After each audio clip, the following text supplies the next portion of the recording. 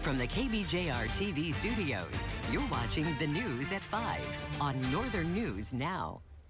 Good evening, I'm Briggs LaSavage. And I'm Dan Wolf. Thanks for joining us. New details tonight on a plane crash that killed 2 people just outside Duluth. The single-engine aircraft went down around 9 o'clock this morning, about a half hour outside of Duluth, just off Pequon Lake Road. This afternoon, authorities identified the 2 men who died. They are Brian Handyside, who was flying the plane, and his passenger, Matthew Joseph. Both were in their 60s and were co-workers at Cirrus in Duluth. Northern News Now's Rob Coles has been following this story for us all day today. That's right. He joins us live from the scene with more on what happened and what we're learning. Rob? Well, Dan and Briggs, hours later, authorities are still here on scene, keeping everything secure so they can work to investigate and remove the plane. Now, take a look behind me. You can see there's this big open field. The plane went down in the woods next to that. One of the victims, Brian Handyside, is from the same unorganized township where the crash happened, and authorities indicated his home may be very close by.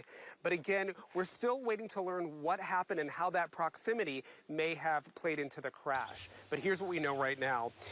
Around 9 this morning, the state duty officer received a call from the Air Force Rescue of a registered aircraft beacon that had been alarmed. Authorities believe that beacon goes off when a plane has crashed. Sheriff's Office officials say they were able to find the crash site with the help of a spotter plane in the area that observed the wreckage on the ground.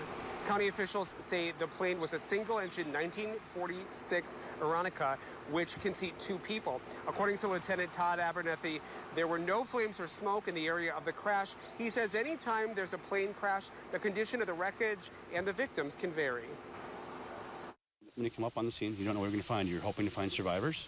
You're hoping to find somebody still alive and they're okay. But oftentimes, most cases, they're not. Most time they're deceased and you don't know what to expect. At this time, the cause of the crash is unknown. Now, it is believed the aircraft recently completed an annual inspection and was on a return-to-service flight. The aircraft is believed to have taken off from the Duluth International Airport earlier in the morning.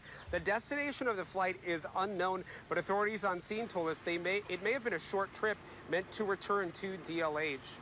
And as we mentioned, both of the men who died worked for Cirrus Aircraft, but this was a private flight. This was also not a Cirrus aircraft. And the NTSB was here, or the FAA was here investigating today. Officials told us they're expecting the NTSB to come tomorrow to conduct their investigation. All right, a very sad story out that way. Rob Coles live for us just outside Duluth. Thank you, Rob. Meanwhile, Cirrus Aircraft is reacting to the loss of their 2 employees tonight. Company spokespeople said both men were longtime valued team members who made many contributions to aviation. They say their thoughts and prayers are with their families, the Cirrus team, and the entire community. The company is in close contact with their families and offering them support. This is one of several deadly plane crashes we've seen in the Twin Ports area in the last 9 months. Most recent was back in February. That's when a plane flown by David Rathbun of Hermantown crashed into the St. Louis River. Rathbun also worked at Cirrus. Then back in October, a plane crashed into a home in Hermantown. All 3 people on board that plane died. They were all from the Twin Cities.